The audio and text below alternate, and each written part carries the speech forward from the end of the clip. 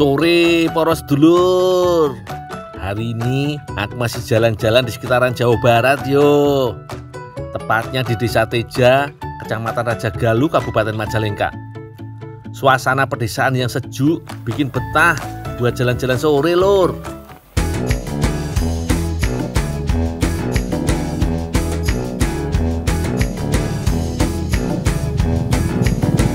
Loh. Wah, ndak sopan sih Cep.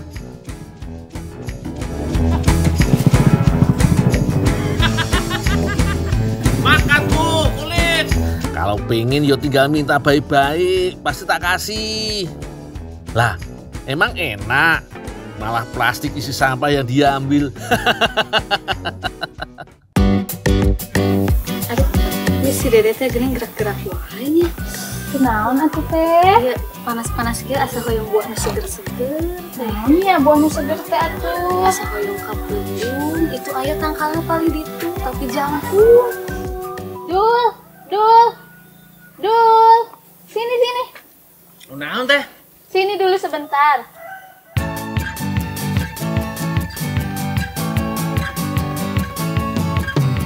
Saya mau minta tolong bisa nggak? Apaan? Kamu ikut aku aja ya. Kemana teh? Kita nyari buah kepundungnya. Walah, kok yo ndak bisa lihat orang santai sebentar toh yo? Aya wae iki lur. Ya wis, timbang si jabang bayi ngiler, mending tak bantu dulu deh. Kalau gitu sekalian aja. Soalnya udah lama aku pengen bikin makanan dari buah kapundung lur.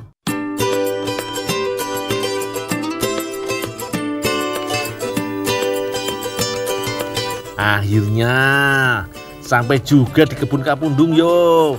Ternyata lokasinya dekat dari pemukiman dusun sebelah. Gede-gede apa? Udah di sini udah siap panen. Nah ini dulu kapundungnya. Oh, ini pohonnya? Iya. Oh, itu yang atas. Memasuki musim penghujan, buah kapundung cenderung berukuran lebih kecil dari biasanya lur. Buah yang akrab disebut buah menteng atau pisitan iki punya karakter daging mirip buah duku. Pastinya dengan rasa lebih asam dan sedikit pahit. Tapi buah ini sangat digemari warga sini lur. Ayo teh, kita petik yang banyak yo. Teteh tunggu di bawah wae, biar aku yang manjat. Di daerah Sumatera, buah ini disebut buah rumbai atau rambe. Dahulu sangat banyak ditemui, namun semakin kesini semakin sulit keberadaannya di pekarangan rumah. Langsung aja yuk kita masak jadi makanan yang enak tenan. Banyak itu? Banyak. Sini cukup nggak teh? Cukup. Ya, Ya dah, yuk.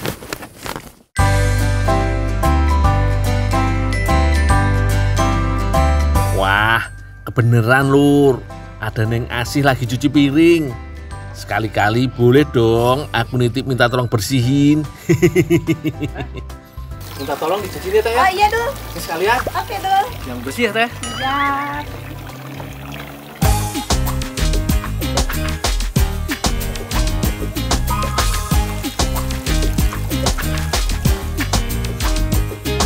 Kalau sudah bersih semua, saatnya aku sama Teh Uci yang kerja. Selain dimakan mentah, buah kapundung jarang digunakan sebagai olahan makanan lur. Makanya hari ini aku sama Teh Uci mau bikin buah merah ini jadi campuran kue mutiara. Kue mutiara atau juga dikenal sebagai kue jentik manis cukup terkenal di tanah Jawa, terutama sebagai jajanan pasar lur. Yuk kita siapkan bahan dan cara membuatnya. Ada beberapa bahan wajib dalam membuat kue jentik manis lur. Pertama, siapkan tepung hungkwe atau tepung kacang hijau. Lalu siapkan juga gula pasir, garam, dan pandan sebagai penyedap aroma. Jangan lupa siapkan santan yang berkualitas, karena ini salah satu bahan penting yang menentukan keberhasilan kue ini. Wes, sekarang kita parut dulu yuk kelapanya. Santan kelapa punya segudang khasiat penting lur. Di antaranya untuk kesehatan jantung, memelihara fungsi otak, dan menjaga imunitas agar tetap prima. Kalau sudah diparut, langsung peras dan ambil bagian yang paling kental. Santan perasan pertama punya kualitas yang paling baik, Lur, karena tingkat kekentalannya paling pas. Kemudian campurkan santan dengan tepung kacang hijau, lalu masukkan sisa bahan lainnya seperti gula, garam, dan daun pandan. Aduk merata, lalu bagi menjadi 2 bagian. Selanjutnya tinggal diberikan pewarna makanan biar makin sip, Lur.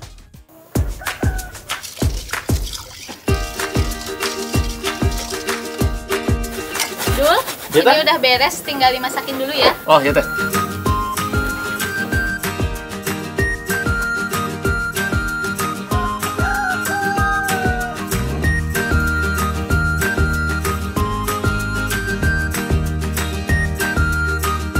Kue mutiara atau jentik manis ini cara masaknya yang cepat dan ringkas, Lur. Pas buat cemilan sehat atau ketika lapar di malam hari. Masak adonan santan dan tepung selama 15 menit sampai mengental dan padat. Aduk terus adonan agar tidak lengket dan gosong yo.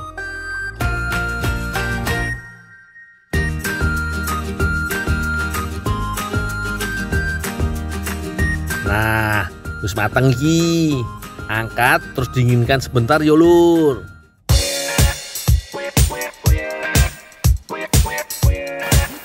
Teh, udah matang teh. Oh iya, kita bagi 2 aja ya, Ya. langsung.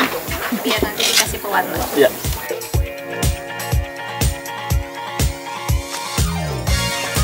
Kalau adonan sudah mulai dingin, tinggal kita campur dengan buah kapundungnya. Aduk terus sampai bentuknya menyerupai mutiara kecil di antara adonan berwarna cerah iki. Selanjutnya tinggal kita bungkus dengan plastik bentuk kotak ya, Lur. Lebih enak lagi kalau dikonsumsi dalam keadaan dingin alias masuk kulkas dulu. Bungkus yang rapi yo, biar cantik kayak teh luci.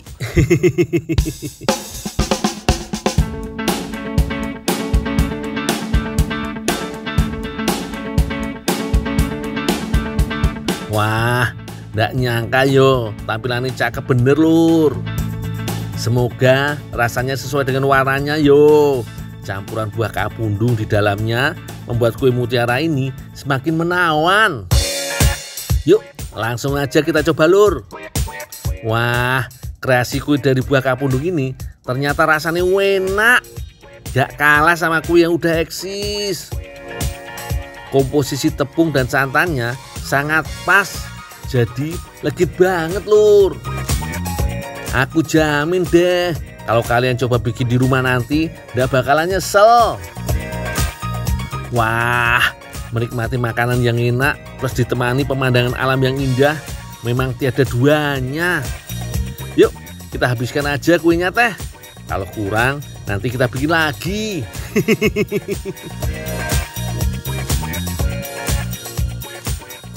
Itu kosong saya itu.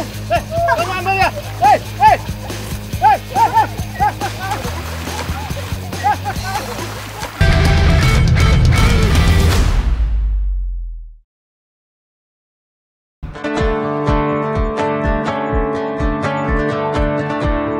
'Tinggal di desa, sudah pasti gak jauh-jauh dari urusan kebun atau sawah ya, Lur. Seperti siang ini, aku mau bantu Neng Eva mengumpulkan belut hasil jebakan atau posong yang dipasang kemarin.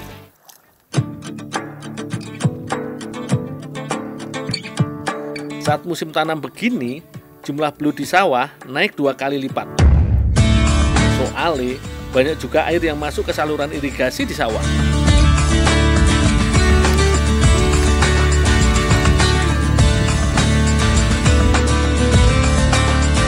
Waiki, jos tenan, posong yang kemarin aku pasang sudah terisi belut sawah. Lumayan buat setoran ke dapur Mak Edoh untuk bandeng belut.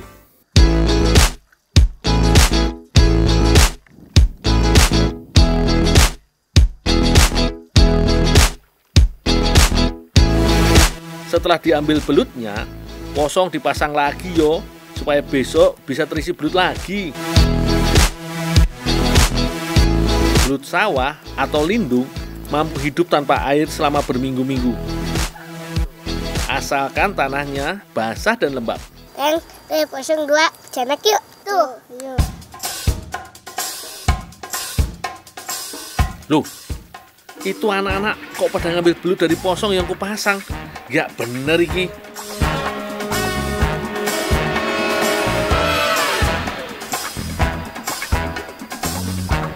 Jang, kunaon Jang? Itu posong saya itu. Kamu ambil ya.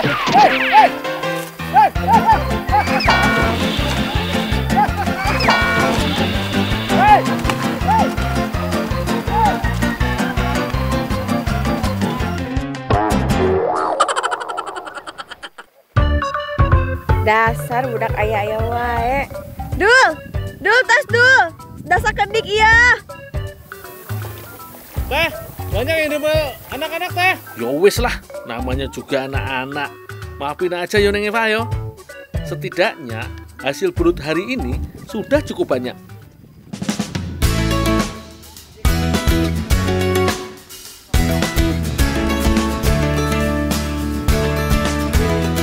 Dul, Ya teh. bersihin dulu ya. Saya bikinin dulu bumbunya ya. Oh, ya teh.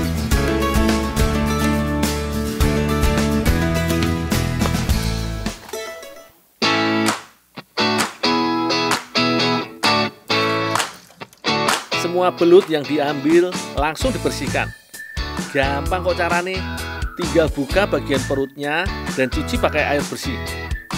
Iki penting banget yo, soalnya belutnya dari sawah.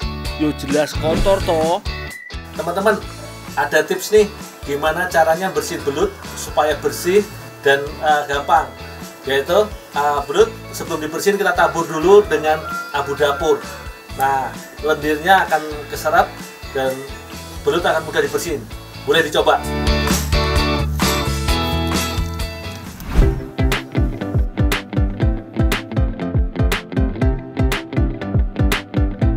Belut yang bersih, bebas kotoran, bisa lebih tahan lama dan nggak cepat basi.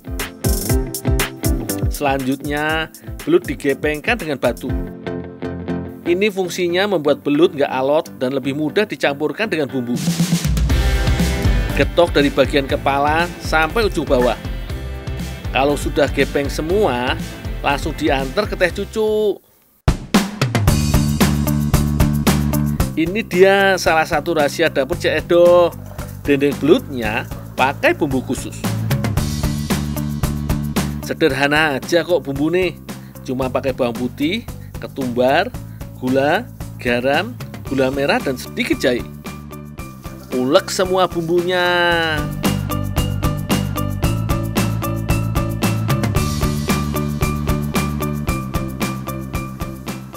Teh, ini teh, belutnya teh udah digeprek teh. Iya, makasih Dul.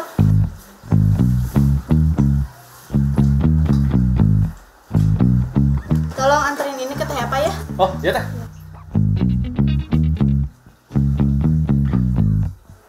Sekarang campurkan bumbu uleknya ke belut. Pastikan semua bagian belut terkena bumbunya.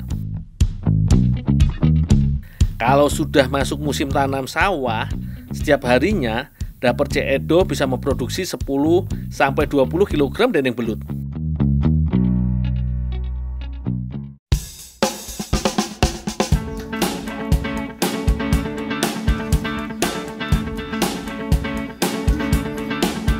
Lanjut ya lur. Setelah dibumbui, belut langsung dijemur selama beberapa jam supaya bumbu meresap dan belutnya lebih kering.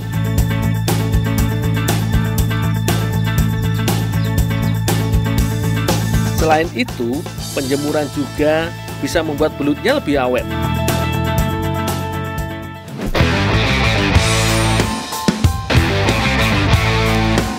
Setelah kering, dendeng belut langsung dikemas. Ingat yo, dendeng belut yang dikemas iki masih dalam keadaan setengah mateng. Jadi masih harus digoreng dulu kalau mau dimakan.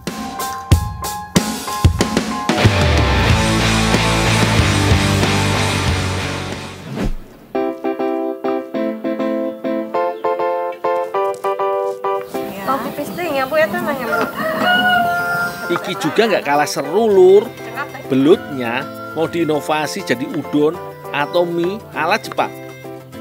Iki salah satu makanan favorit di Jepang yo. Cek Edo dan Neng Eva sudah nyiapin bumbunya.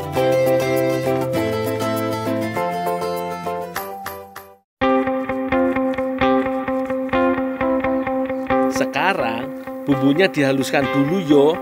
Ini bagiannya Neng Eva. Kalau Cek Edo ngiris bahan pendukungnya. Teh, ini teh, belutnya teh udah dibersihin teh. Oh iya Dul, makasih ya Dul. Oh ya teh.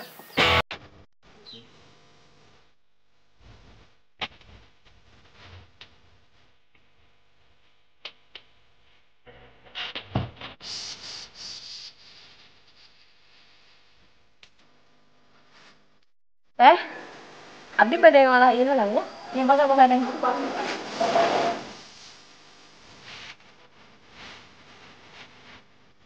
Gak usah lama-lama lur. Langsung masak udonnya yo.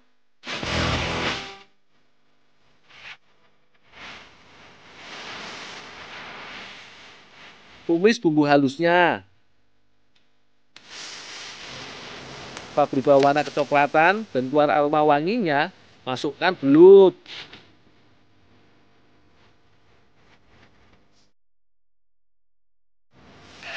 sini apa siang? Teh, tuh mana teh? Sami-sami.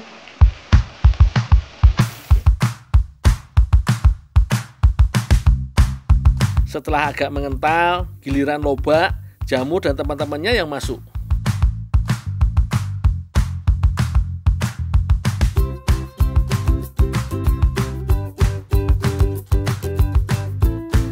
Kalau sudah, campurkan mie yang sudah direbus.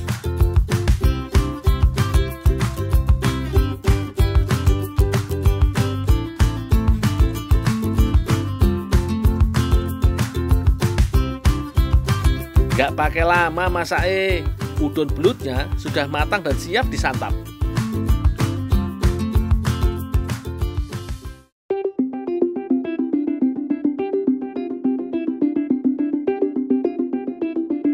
Aku sudah siap mukbang kayak youtuber terkenal itu lur. Porsinya mantap, rasanya juga pasti enak. Warnanya merah menyala, ditambah dendeng belut dan jamur di atasnya. Dijamin bikin tambah ngiler. Dul, udon dendeng belutnya udah jadi nih. Cobain yuk. Yuk, yuk. Yuk.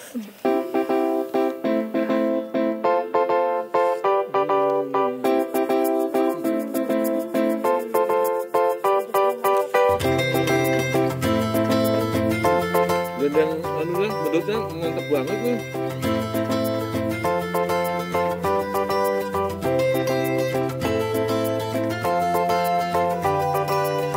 Wah, sesuai prediksi, rasa pedas gurih mendominasi setiap suapan udon.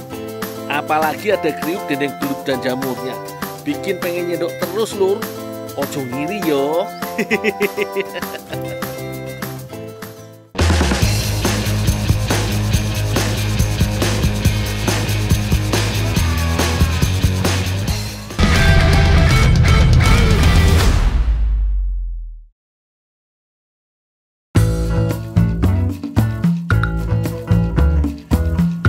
Di negeri ini sangatlah subur, dikaruniai berkah yang tidak terhingga. Segala macam tanaman obat dapat tumbuh di tanah tropis ini, seperti contohnya daun sirih. Tanaman merambat ini juga mudah untuk tumbuh sehingga tidak perlu penanganan khusus dalam penanamannya.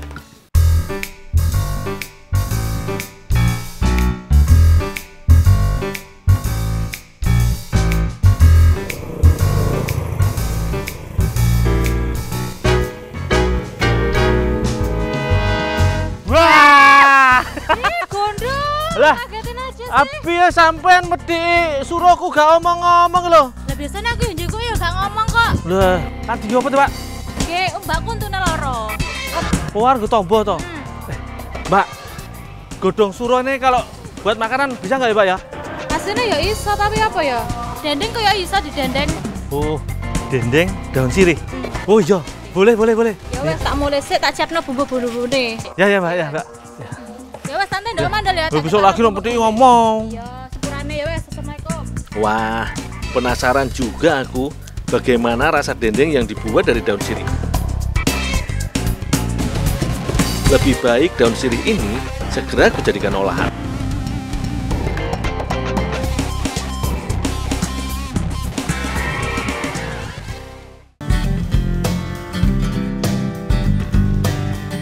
Mbak, daun sirihnya Mbak. Loh, terus dapat banyak? Ya lumayan Mbak.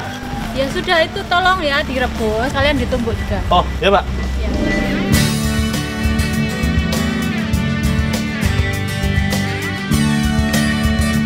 Daun sirih direbus untuk menghilangkan getahnya dan mengurangi rasa getir pada daun. Ternyata manfaat daun sirih tidak hanya seputar menguatkan gigi saja. Daun sirih juga bermanfaat untuk mengatasi sakit mah dengan cara meminum air rebusan daun sirih 3 kali sehari. Nah, jika daun sirih direbus begini, teksturnya pun akan melunak. Ketika sudah matang, daun sirih dirajang dan ditumbuk supaya teksturnya mudah untuk dikonsumsi.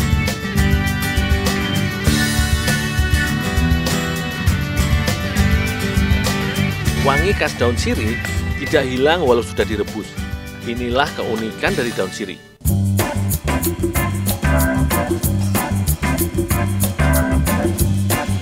Wangi khas inilah yang bisa membuat daun ini menjadi bermanfaat untuk menghilangkan bau badan. Sementara itu, Mbak Riri menyiapkan bahan untuk membuat dendeng. Layaknya bumbu dendeng daging. Semua bumbu ini diulek hingga halus dan merata. Berbeda dari biasanya. Kali ini, dendeng yang akan kami buat akan kami kombinasikan menjadi kudapan yang enak, yaitu kue lapis ketan. Selanjutnya, Bu Suparmi menyiapkan pewarna makanan yang berasal dari wortel. Pewarna ini akan digunakan untuk mewarnai ketan agar hasilnya lebih menarik.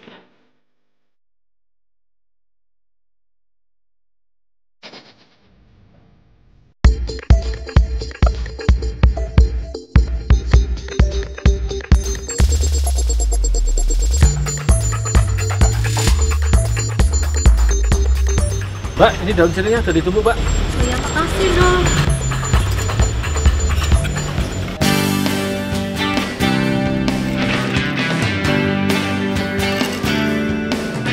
Daun sirih yang sudah hancur kemudian diadon dengan bumbu yang sudah dipersiapkan Mbak Riri. Untuk membuatnya menjadi dendeng, dibutuhkan tepung tapioka agar dendeng lebih mengembang.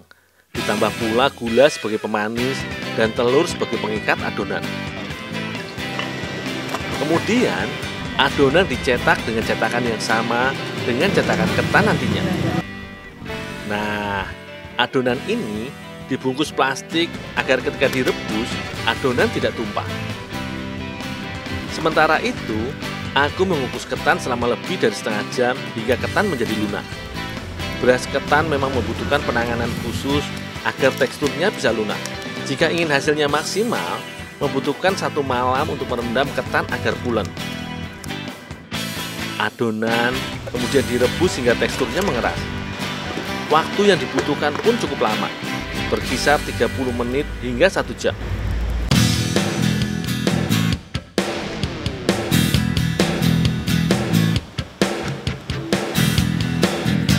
Nah, beras ketan sudah agak tanak.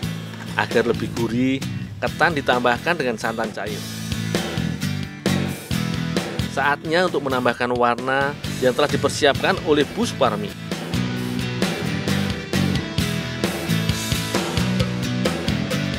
Setelahnya, beras ketan dikukus lagi hingga benar-benar pulen.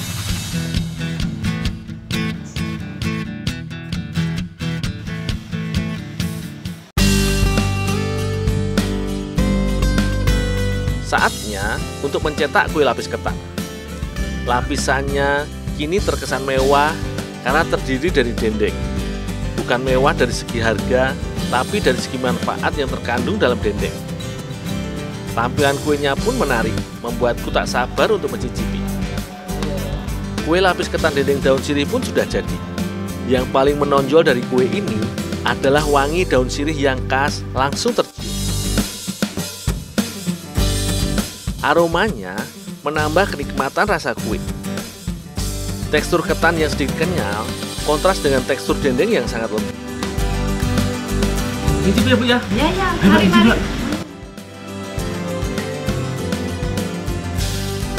Rasa yang mendominasi adalah rasa bumbu dendeng yang sedap, juga agak pedas. Cocok jika berpadu dengan rasa gurih pada ketan. Tanaman obat di sekitar kita ternyata tidak hanya bisa diolah menjadi obat tradisional atau jamu saja. Jika terus berkreasi, semua hasil bumi pun bisa menjadi olahan makanan yang enak rasanya seperti kue lapis ketan ini.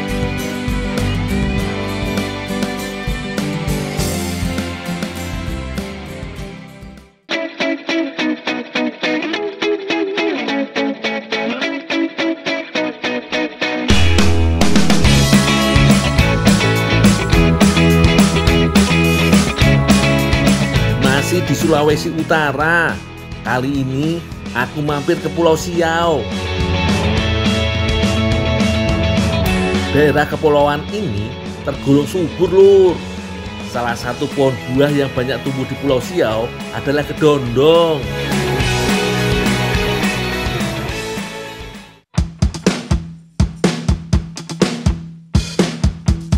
Pohon kedondong emang lumayan tinggi, Lur.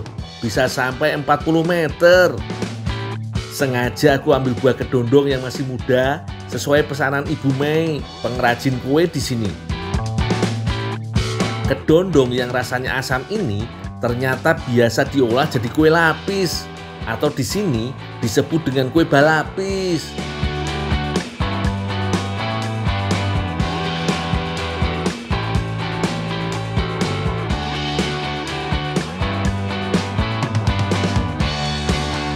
Sekarang aku kupas dulu kulit buah kedondongnya.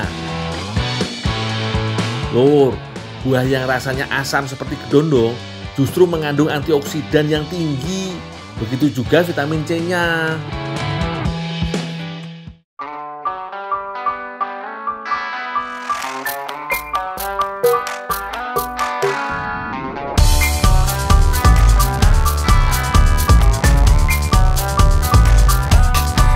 Setelah dicuci bersih, sekarang parut buah kedondongnya.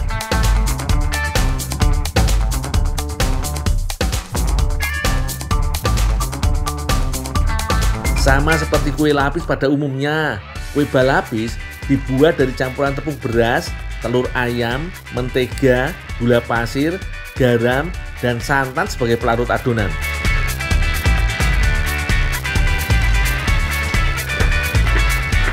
Ibu, ini dondongnya sudah diparut? Iya, mari dicampur di sini lalu siapkan api gundul. Oh, ya Bu. Buah kedondong parut akan ditambahkan paling akhir bersama dengan santan. Sekarang bagi adonan karena akan diberi pewarna makanan. Kue balapis termasuk jenis kue basah yang dimatangkan dengan cara dikukus. Kukus lapis demi lapis bergantian dengan warna adonan yang berselang-seling. Hasil jadinya pasti cantik banget, Lur. Nggak percaya?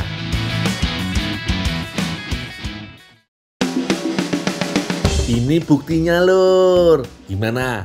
Warnanya menggugah selera banget, yo.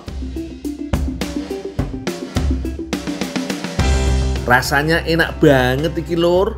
Campuran manis dan asam, seger. Kue balapis kedondong ini juga lembut banget, jos gandos.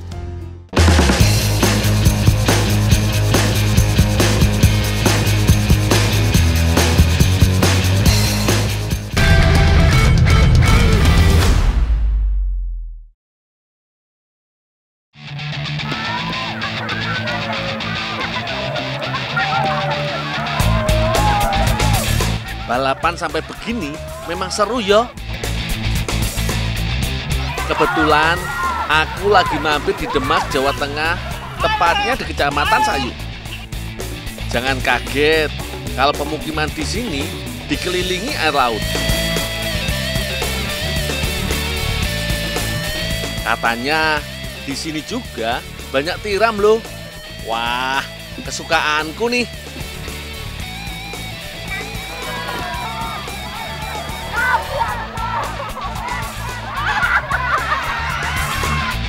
Ayolah, terlanjur basah. Langsung nyemplung sekarang aja, Ki.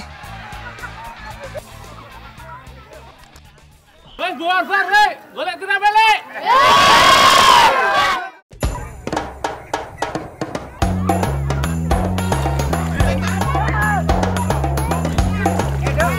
Dari bentuknya sih, tiram tampak kurang menarik yo.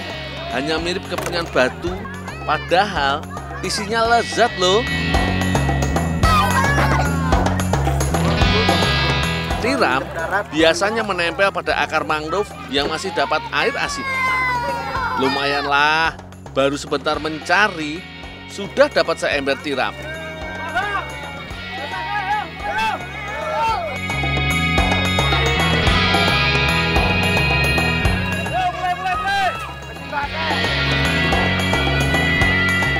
Biasanya, masyarakat Bedono lebih suka membakar tiram. Menurutku sih, tiram mau dibakar atau dibumbui apa aja, rasanya jos, ya toh? Tapi, sepertinya oke juga kalau dijadiin kue. Pak, ini kita olah sih. Ini urusannya Pak ya.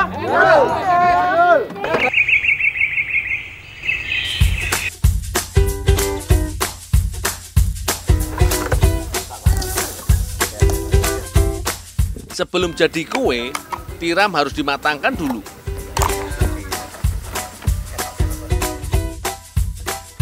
Tiram direbus dalam air mendidih sekitar 15 menit ya. Air panas akan membuat cangkangnya terbuka. Jangan kelamaan merebus ya, soalnya nanti malah membuat daging tiram jadi alot dan mengkeret. Oh iya, jangan memakai kerang yang berlendir atau mengeluarkan bau tak sedap. Bisa-bisa membuat perut sakit tuh.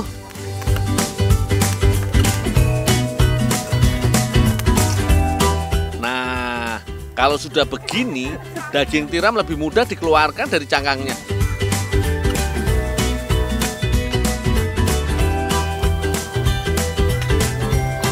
Selanjutnya, daging tiram dirajang ya. Tiram atau hewan jenis kerang-kerangan seperti ini banyak mengandung zat besi. Cocok deh untuk penderita anemia.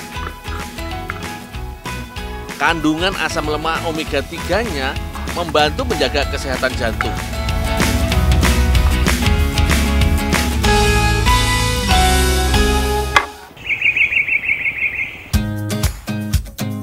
Untuk bumbu tumisnya sudah disiapkan Mbak Sinta. Ada cabai merah, cabai rawit, bawang merah, bawang putih, merica, garam, dan kemiri. Semuanya diulek sampai halus yo. Kalau mau pengen lebih pedas, yo tinggal tambahkan cabai rawitnya. Jangan lupa siapkan lengkuas, serai, daun salam, dan daun jeruk. Semuanya membuat cita rasa masakan lebih keluar.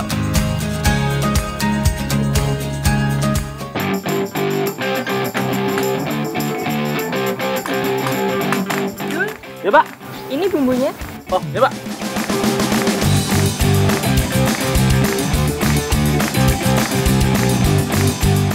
Pas banget nih, tiram sudah dirajang dan bumbu sudah datang. Saatnya menumis.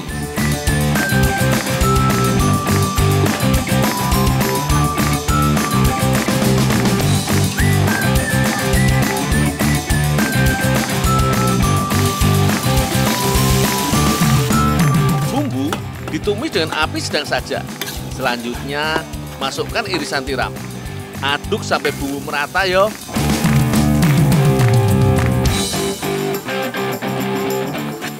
Baru mencium aromanya saja sudah menggoda lidah.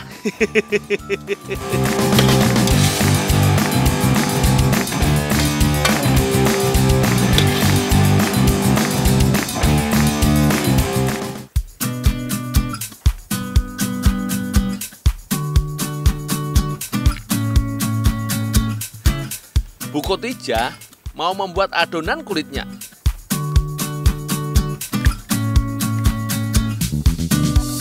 Delapan kuning telur ayam dikocok sampai rata, kemudian ditambah gula halus.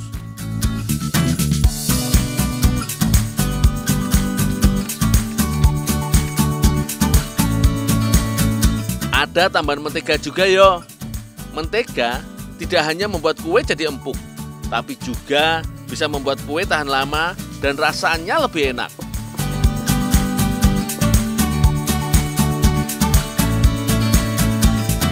Terakhir, masukkan terigu dan ulen adonan sampai kalis.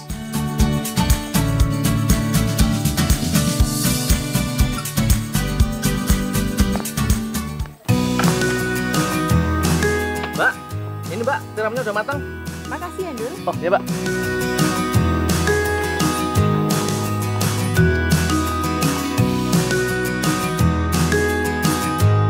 Untuk pewarnanya, Mbak Sinta memakai bayam.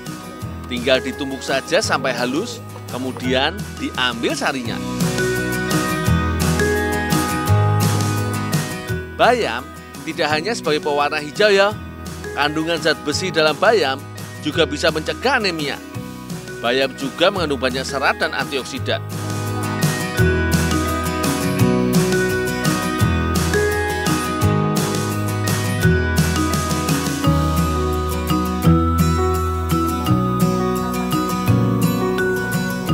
Selanjutnya, campurkan pewarna ke adonan dan uleni lagi sampai rata. Kalau adonan terasa lengket, tambahkan tepung terigu lagi yo. Pokoknya sampai adonan kalis kering.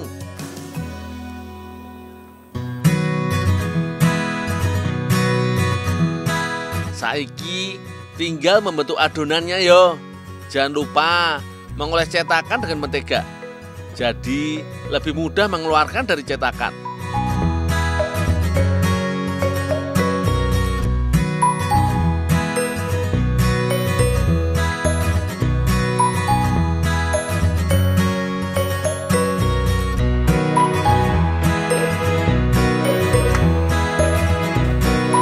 Sekarang tinggal memanggang adonan dalam oven selama kurang lebih 20 menit.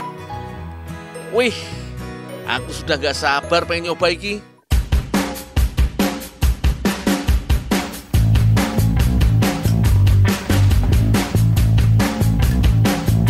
Sip, selanjutnya masukkan tumis tiram ke kue mangkok.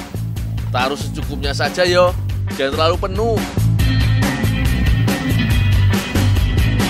Ya, mirip pembuatan kue pie buah gitu yo.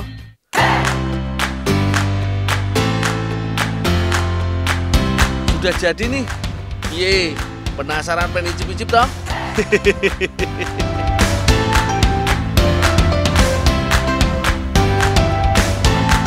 Kue mangkok yang renyah dan tidak terlalu manis, pas banget dengan tumis tiram.